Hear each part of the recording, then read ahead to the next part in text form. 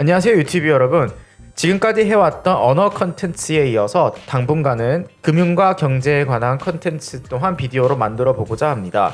그 첫 번째 주제로 사회 초년생이 절대로 자동차를 사면 안 되는 이유를 경제, 금융적으로 한번 꾸며서 여러분들께 보여드리고자 합니다. 이 주제를 선택하게 된 계기는 제가 필 타운이라고 하는 미국 유명한 강연가이자 투자자 분의 유튜브를 보다가 생각이 났습니다. 이분의 강의 중 하나가 Money Traps to Avoid in Your 30s 30세 때 꼭 피해야 할 돈의 함정의 6가지를 이야기했었는데요. 그 6가지가 투자를 하지 않는 것, 돈을 너무 많이 쓰는 것, 그리고 자기가 살 수 없는 비싼 집을 사는 것 등등이 있었는데요. 그 중에 첫 번째가 자신이 살 수 없을 정도로 비싼 자동차를 사는 것이라고 했습니다. 하지만 이분 강의는 자세한 금융적인 내용을 이렇게 다루기보다는 아주 간단한 정도로 내용만 언급하고 넘어가서 뭔가 살짝 아쉬웠기 때문에 제가 한번 내용을 보충해 보고자 이 비디오를 만들었습니다. 제가 만든 이 PPT는 Rich Dad and Poor Dad, 부자 아빠, 가난한 아빠 책에 기반하여 만들었습니다. 제가 꼭 한번 읽어드리라고 강추하고 싶은 책입니다. 이 책을 한마디로 요약하자면 자산을 늘리고 부채를 줄여라입니다. 여기서 자산이란 간단합니다. 자신의 재산에서 양의 현금 유입을 발생시키는 것들을 자산이라고 하며 반대로 부의 현금 유출을 발생시키는 것들을 부채라고 합니다. 간단하게 은행에 예금을 하면 이자가 들어오죠. 이자가 들어온 것은 현금 유입이기 때문에 자산인 반면에 대출을 받으면 이자를 지불해야 되기 때문에 부채입니다. 특히 20대와 30대는 이 자산을 축적하는 데 있어서 매우 중요한 시기입니다. 밑에 한번 화살표를 따라가 보죠. 자신이 받은 월급이나 다른 기타 소득을 절약을 합니다. 그리고 그 절약한 돈으로 투자를 하고 이 투자를 통해서 현금 유입을 만들어내는 자산을 확보합니다. 또한 이런 현금이 유입되면서 이 현금을 사용하여 생활비를 커버하고 또다시 남은 돈으로 자산을 축적합니다. 이 자산은 또다시 현금 유입을 만들어내며 이것은 선순환이 되죠. 자신이 만든 자산이 현금 유입을 창출하고 현금 유입을 통해서 세이브하고 다시 자산을 투자하고 이렇게 계속되면서 자산은 점점 불어나게 됩니다. 자, 그렇다면 자동차는 여기서 무엇에 해당할까요? 자동차는 부채에 해당합니다. 그것도 아주 도움이 안 되는 악성 부채요. 자, 한번 시나리오를 한번 생각해 봅시다. 사회초년생들이 드디어 취업을 했어요. 그리고 첫 월급을 받고 자동차를 구입한 A와 자동차를 구입하지 않고 투자를 한 B의 시나리오 한번 알아보도록 하겠습니다. 어떤 자동차를 한번 선택을 해볼까 생각을 해서 검색을 해봤더니 무난하게 아반떼 1.6 GDI가 좋다는 글이 많아서 이 아반떼를 기준으로 한번 제가 현금 흐름을 짜봤습니다. 그냥 무난무난한 차라고 하네요. A와 B는 같은 선상에서 출발한다고 가정해보았습니다. 한국의 GDP인 3만 불을 기준으로 환율은 1,100원, 즉 연수입은 3,300만 원, 거기서 생활비 한 달에 100만 원 기준으로 1년 생활비 1,200만 원, 거기서 각종 세금 및 기타 등등 비용을 대충 잡아봤습니다. 제가 근로협회 결정 기준으로 잡았고요. 결국 연봉 3,300만 원을 받는 A와 B는 가처분 소득은 똑같이 1,100만 원. 근데 A는 여기서 아니 인생 한번 사는데 별거 있겠어? 지르고 보자 라고 하면서 아반떼 자동차를 질러버립니다. 그것도 은행 대출을 끼고요. 월 가처분 소득은 92만 5천 원인데 아니 웬걸? 자동차를 산다는 게 단순히 자동차만을 사는 구입 비용이 중요한 게 아닙니다.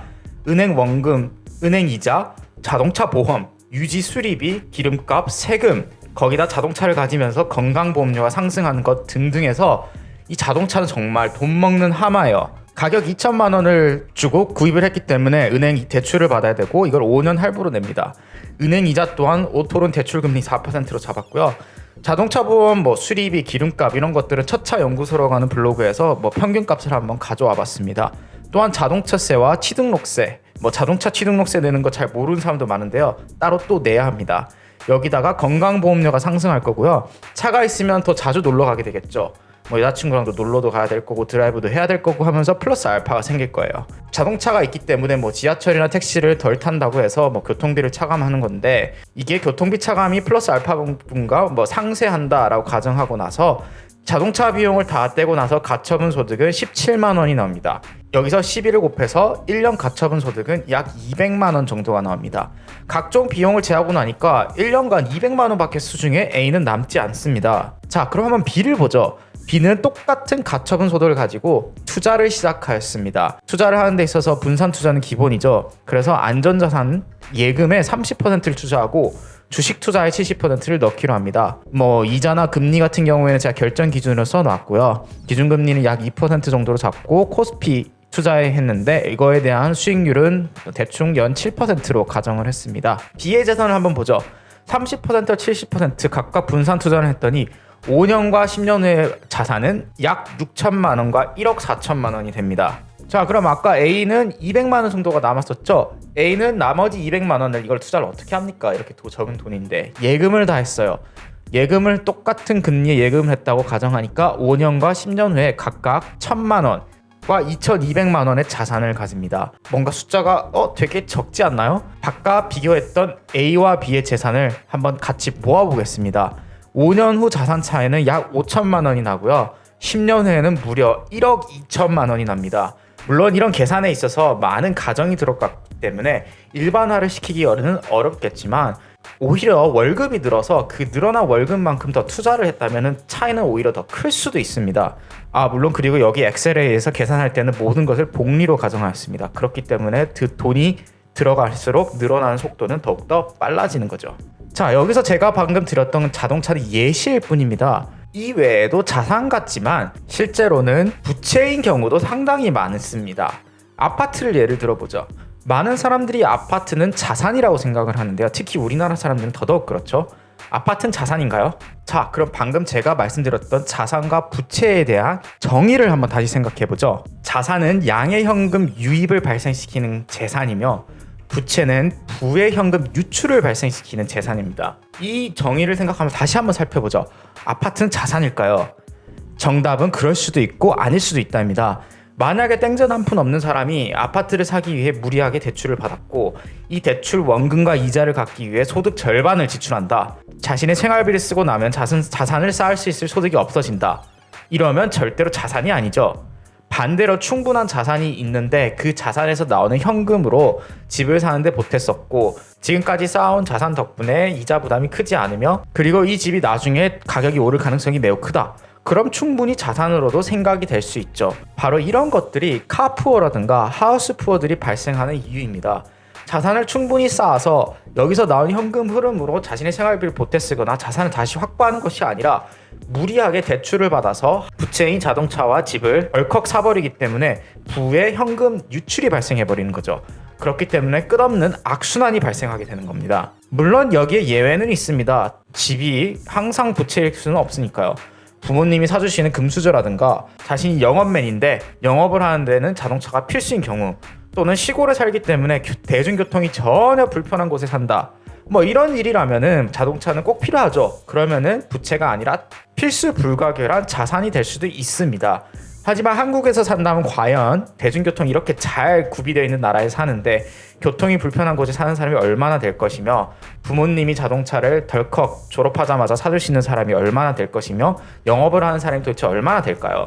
대부분의 사람들은 자동차가 실제로 한국에 사는 데서는 필요가 없습니다. 제가 방금 이때까지 말씀드렸던 거는 결국 자산의 스노우볼 효과입니다. 작은 자산을 투자하였더라도 오랜 기간 동안 복리를 받으면서 투자를 꾸준히 한다면 이것이 점점점 더 커진다는 것인데요. 특히 자동차 구매로 인해서 20살 후반이라든가 30살 초반에 만들어진 그 차이, A와 B의 차이는 씀씀이가 커질 수밖에 없는 결혼 후에는 더더욱 극복하기 힘듭니다. 즉 젊었을 때 자산 축적도가 결국에 20년, 앞으로 30년 후에 자신의 자산 상태를 결정한다는 것이죠. 하지만 대부분의 사람들은 이러한 것을 망각한 채 평생 쳇바퀴 인생을 삽니다. 가난한 아빠와 부자 아빠에 나온 책에서 설명하는 가난한 아빠를 보죠. 가난한 아빠는 월급을 받습니다. 이 월급을 받고 나서 바로 세금을 떼이고요. 세금을 떼고 나서 남은 금액으로 생활비를 냅니다. 또한 자동차라든가 이런 부채를 사는데 돈을 사용하죠. 그렇기 때문에 자동차와 생활비를 다 지출하고 나서는 얼마 남는 돈이 없어서 자산을 사는데 투자를 할 수가 없습니다.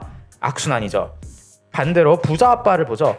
부자 아빠는 절약을 합니다. 절약을 해서 자산을 사고요. 이 자산을 통해서 양의 현금 유입을 발생시킵니다. 이것을 통해서 자신의 생활비를 어느 정도 충당하고 남는 돈으로 다시 재투자를 합니다. 스노우볼 효과로 자산은 점점 불어나고 여기서 나오는 현금 유입 또한 점점 더 불어납니다. 더더욱 부자가 돼가는 거죠. 결국 내가 자는 순간에도 돈이 들어오는 시스템을 만들어야 합니다. 안 그러면 평생 일하면서 살아야 돼요.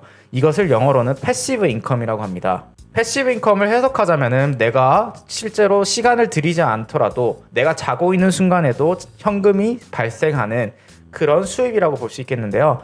이것은 액티브 인컴과 대조되는 개념입니다. 액티브 인컴이란 타임 곱하기 레이트, 즉 내가 일한 시간에다 내가 시간당 받는 연봉을 곱하면 월급이죠 결국. 이 액티브 인컴만에 전적으로 의존하는 게 아니라 내가 과거에 해놓은 걸로 지금도 자금을 만들어내는 현금 유입을 창출하는 것이 패시브 인컴입니다. 꼭 주식 투자가 아니어도 된다고 했죠. 그럼 저한테 되물을 수 있겠죠. 그런 게 뭐가 있는데, 예를 들어보죠. 첫 번째로 제가 생각할 수 있는 주식 배당주가 있겠죠. 회사가 이익을 얻었는데 그 이익을 주주들에게 환원하는 것을 배당이라고 하죠. 이런 배당주들을 꾸준히 모아놓아서 자산이 된다면 이것 또한 양의 현금 흐름을 창출할 수 있겠죠. 또 제가 하고 있는 유튜브도 요즘엔 유튜브 하도 사람들이 많이 하기 때문에 다들 아신다고 생각합니다. 유튜브는 한번 올려놓으면 평생 가죠. 인강 혹은 책 같은 것들도 있을 수 있고, 부동산 수입 역시 패시브 인컴이라고 생각할 수 있겠죠. 이 외에도 요즘에는 음악 저작권 같은 것도 사고 팔더라고요. 그 저작권에서 나오는 발생하는 현금 또한 패시브 인컴이 될 수 있겠죠. 제가 이렇게 말한 5가지 외에도 수도 없이 많은 패시브 인컴들이 있을 겁니다. 하지만 엄청 어려울 거예요. 봐도 알겠죠? 유튜브 아무나 성공합니까? 인강이나 책은 아무나 이렇게 만들어서 돈을 벌 수 있는 것도 아니잖아요. 그렇기 때문에 저는 이 중에서는 투자, 그 중에서 주식 투자가 제일 가능성이 높다라고 생각하기 때문에 자동차를 사지 말고 주식 투자를 해야 된다는 것이 저의 의견입니다. 요즘에 욜로란 말 되게 유행하고 있죠. 욜로는 You only live once. 인생 한 번 사니까 우리 하고 싶은 대로 다 하고 살자 이겁니다. 저도 동의는 해요. 우리 한 번 살지 뭐 2번 삽니까? 근데 그 인생 매우 길어요. 우리 100세 시대의 경제 수명은 81.8세이고 100살까지 살려면 준비를 미리미리 해야 됩니다. 그렇기 때문에 더더욱 젊었을 때 자산을 축적하고 자동차와 같은 악성 부채를 최소화해야 하는 겁니다. 한 50살, 60살까지 살다 죽을 거면 옛날에 병 걸려서 죽거나 뭐 여러 가지 질병에 죽거나 그런 거였으면 상관없죠.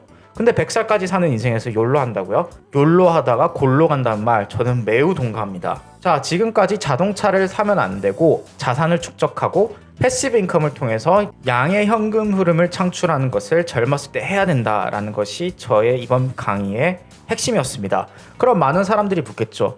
아니 주식 투자해서 주위에서 패가 망신하는 사람들 그렇게 많이 봤는데 주식 투자를 하라고요? 그리고 주식 투자 여기 결정 기준에 보면 7%, 연 7% 벌었다고 하는데 이게 일반인이 가능한 건가요? 라고 되묻는 사람이 매우 많을 겁니다. 그래서 다음 강의는 주식 투자로 무조건 돈 벌 수 있는 방법에 대해서 제가 한번 저의 비법을 알려드리도록 하겠습니다. 재밌게 보셨다면 구독하기와 추천 꼭 부탁드리도록 하겠습니다.